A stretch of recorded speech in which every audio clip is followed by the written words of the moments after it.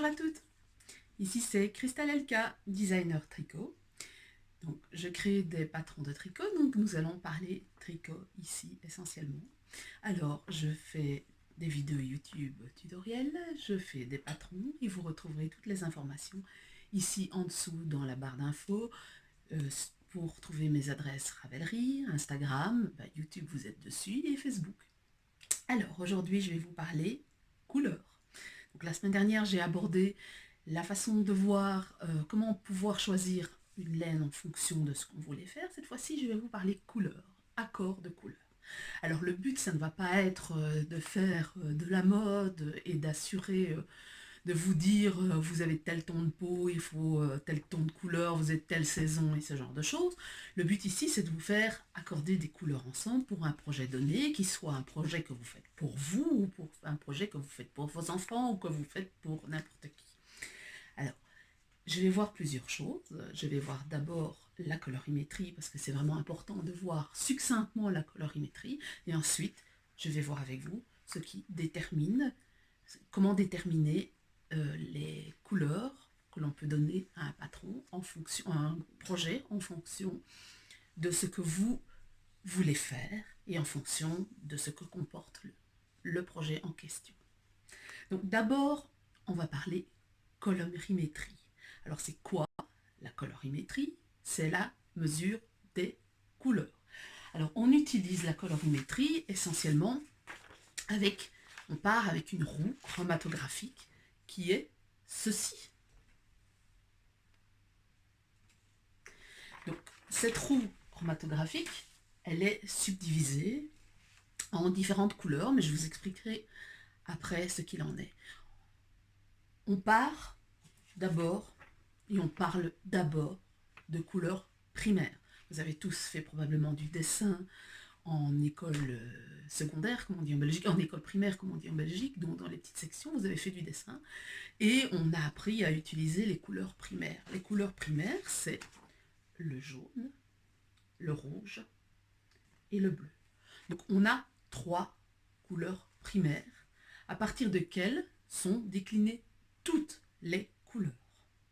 Donc ce sont les 3 premières couleurs que l'on trouve. Donc on peut faire toutes les couleurs à partir de ces 3 couleurs-ci.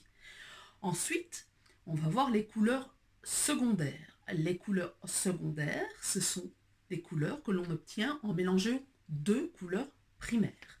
Donc, si on mélange le jaune avec le rouge, on va obtenir de l'orange.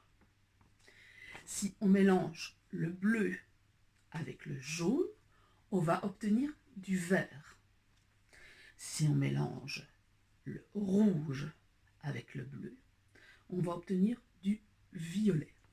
Donc, voilà les couleurs secondaires. Donc, nous avons le jaune, l'orange, le rouge, le violet, le bleu et le vert. Donc, nous avons déjà une palette de couleurs.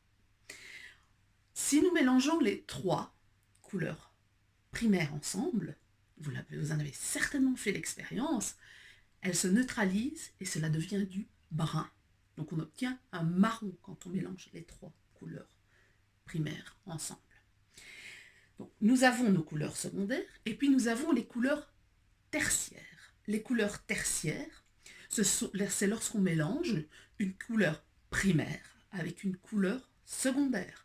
Donc on va obtenir, si on mélange le jaune avec le vert, on va avoir un jaune vert. Si on mélange le rouge avec le violet, on va avoir un violet rougeâtre ou un rouge violacé. Si on mélange le bleu avec le violet, on va avoir un violet bleuté. Si on mélange le jaune avec l'orange, on va avoir un jaune orangé. Et si on mélange le rouge avec l'orange, on va avoir un rouge orangé. Donc voilà les couleurs, la roue de couleurs qui est la chromatographie. Donc on sait ici quelles sont toutes les couleurs que l'on trouvera dans la nature. Alors comment est-ce qu'on choisit ces couleurs? Il y a une manière d'associer ces couleurs. Soit on choisit des couleurs qui sont complémentaires, soit des couleurs analogues. Alors, qu'est-ce qu'une couleur complémentaire? La couleur complémentaire, c'est la couleur qui ne sera pas utilisée lorsque vous allez faire votre mélange de couleurs secondaires. Donc, par exemple, pour obtenir du vert, vous avez utilisé du bleu et du jaune. Donc, vous avez utilisé les deux couleurs primaires, il vous reste le rouge. Donc, la couleur complémentaire du vert, c'est le rouge. Si vous avez fait de l'orange, vous avez utilisé du jaune et du rouge. La couleur complémentaire, ça va être le bleu. Donc, dans la roue chromatographique, la couleur complémentaire, vous allez la trouver juste en face de votre couleur que vous avez choisie. Admettons que vous choisissez un pull jaune, on va faire très simple. Vous pourrez choisir du violet pour être en couleur complémentaire, pour s'accorder avec le jaune. Du violet ou du jaune orangé, par exemple. Donc voilà pour les couleurs complémentaires. Donc vous avez choisi du vert. Si vous mettez de l'orange avec, ça va fonctionner. Si vous mettez du rouge violacé, ça va fonctionner. Si vous mettez du rouge, ça va fonctionner. Voilà pour les couleurs complémentaires. Ensuite, on a les couleurs analogues. Les couleurs analogues, ce sont les couleurs qui juxtaposent la couleur que vous avez choisie. Donc les couleurs analogues, par exemple au jaune, nous allons avoir le jaune verdâtre et le jaune orangé. Donc si vous choisissez pour faire un patron, un jaune qui va être une couleur principale, et vous voulez deux couleurs analogues pour faire le coloris contrastant numéro 1 et le coloris contrastant numéro 2, ben vous pouvez choisir le jaune verdâtre et le jaune orangé, ou le jaune orangé et l'orange, ou le vert, le jaune verdâtre et le jaune. Donc voilà pour les couleurs analogues. Donc partout où vous vous trouvez dans le cercle chromatographique, vous pouvez choisir des couleurs qui se juxtaposent à la couleur que vous avez choisie. Donc violet, ça va être rouge violacé, bleu violacé, ou violet, violet bleuté ou bleu, quel que soit l'endroit où vous vous trouvez sur la roue chromatographique. Donc voilà pour les couleurs analogues. Donc nous avons couleur primaire, couleur secondaire, couleur tertiaire, couleurs complémentaires et couleurs analogues. Ensuite, nous avons ce qu'on appelle le chaud et le froid. Donc, tout ce qui a un sous-ton jaune sera considéré comme une couleur chaude. Tout ce qui a un sous-ton bleu va être considéré comme un sous-ton froid. Et en général, les couleurs froides fonctionnent mieux ensemble que les couleurs chaudes. Alors vous allez me dire ici, oui mais il y a un rouge et c'est qu'un rouge. Mais on peut, dans la couleur, ça ne représente qu'une certaine partie des couleurs, il y a bien plus de couleurs ici dans le monde que ce que je vous représente ici. On peut avoir un rouge qui ne sera pas un rouge orangé, mais qui aura une très légère pointe d'orange, de manière à ce qu'il se soit un peu plus clair. Ou on peut avoir un rouge qui tire un peu plus vers le bleu. Donc on peut avoir un rouge froid, comme on peut avoir un rouge chaud. Je vais vous donner un exemple. Alors moi j'ai les yeux noisette vert, comme je vous l'ai dit. Et voilà, le vert. Les couleurs qui fonctionnent bien avec le vert, ce sont les couleurs dans les violacés. Donc quand on a les yeux verts, on peut utiliser du violet et ça fonctionne très bien. Alors, je vous montre ma palette de maquillage, mais on parle tricot ici, mais ça se vaut aussi pour le maquillage. Si vous regardez ici, on a différents violets. C'est du violet, mais on va avoir des violets chauds et des violets froids. Donc ceux-ci ont plus un sous-ton rouge-jaune que ceux-ci qui a un sous-ton bleu. Donc on pourra déterminer, on tire plus vers le froid ou on tire plus vers le chaud. Et en général, des couleurs froides fonctionnent mieux avec des couleurs froides ou des couleurs chaudes fonctionnent mieux avec des couleurs chaudes. Maintenant, ça reste très théorique parce que rien ne vous empêche de faire ce que vous avez envie. Tous les goûts sont dans la nature, donc quelle que soit la couleur que vous avez envie de choisir, libre à vous. Donc voilà pour les couleurs froides et les couleurs chaudes. Alors, maintenant vous allez me dire, quid du blanc et du noir. Le blanc et le noir ne sont pas des couleurs. Le blanc et le noir sont des valeurs. Donc, tout va fonctionner avec le blanc, tout va fonctionner avec le noir. Et on se sert du noir et du blanc pour pouvoir assombrir ou éclaircir des couleurs. Donc voilà, la roue chromatographique plus complexe, elle est ici. Vous voyez bien que vous avez ce qu'on appelle un camailleux de couleurs. Donc on va avoir ici, le rouge il est, c'est dans ce sens-là, non, dans l'autre sens, pardon, c'est pas grave, de toute façon. On va partir du rouge, par exemple ici, rouge orangé qui est ici. Et plus on ajoute du blanc, plus on tire vers le clair. Donc on a un orange clair. C'est le blanc qui va déterminer l'intensité de la couleur. Comme le noir va déterminer l'intensité de la couleur. Vous allez plus vous ajouter du noir.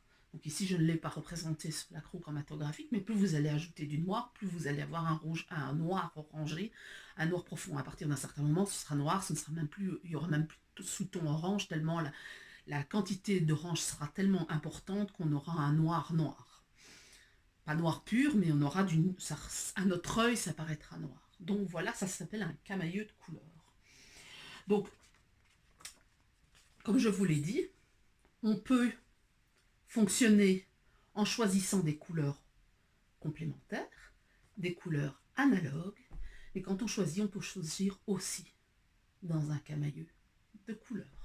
Donc, si vous choisissez, d'ailleurs cette trace a été très la mode avec Andrea Mori et son fade. Un fade, c'est quoi? C'est un camailleux de couleurs. Alors on peut avoir un dégradé qui passe d'une couleur à une autre. Donc on peut avoir un camailleux qui va traverser la route chromatographique en ayant un vert foncé de plus en plus clair et ça va tirer par exemple comme ceci.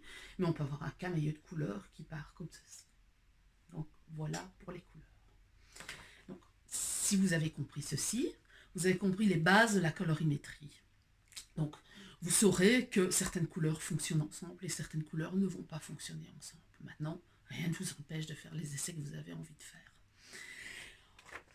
Ensuite, donc, une fois que vous connaissez les valeurs, la colorimétrie, ce qui est important de savoir, c'est qu'est-ce que vous voulez faire de votre patron.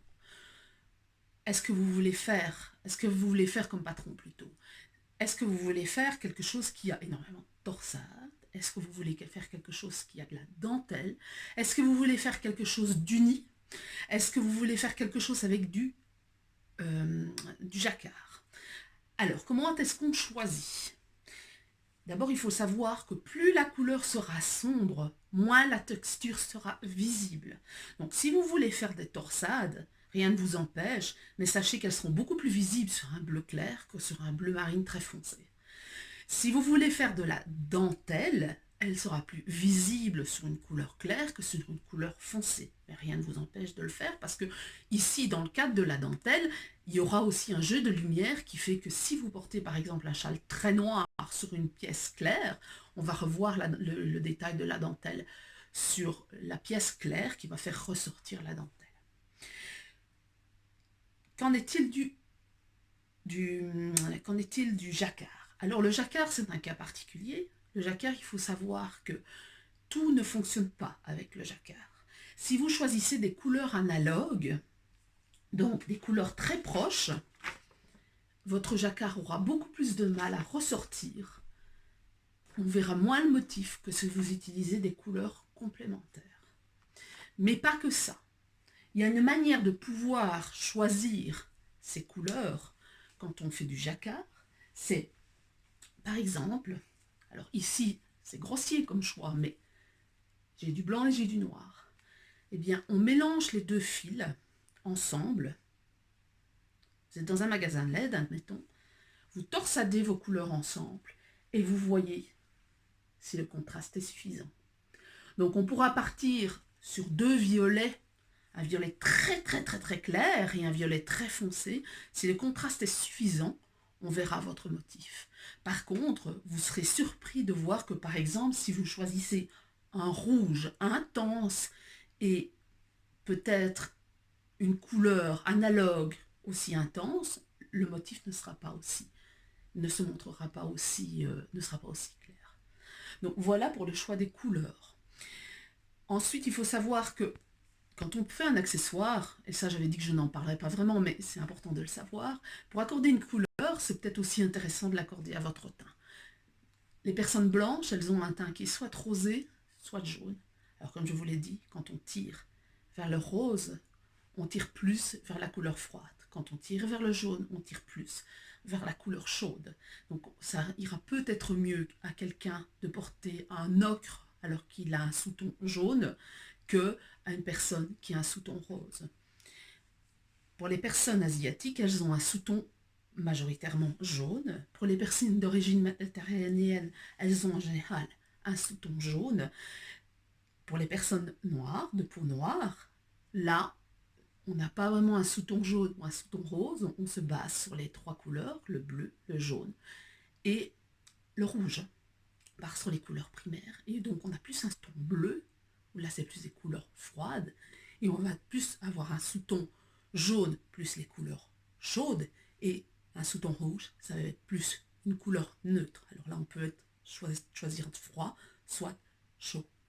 Donc voilà un peu au niveau colorimétrie ce que vous pouvez choisir. Maintenant, il existe des outils sur internet qui vous permettront de choisir vos couleurs. Il existe des programmes où vous avez une roue chromatographique et vous mettez une couleur et vous allez obtenir 3 couleurs qui s'associent, soit complémentaires, soit analogues, soit en dégradé, ou il existe Design Seed. Je ne sais pas si vous connaissez, je vais vous mettre une photo ici en fin de vidéo.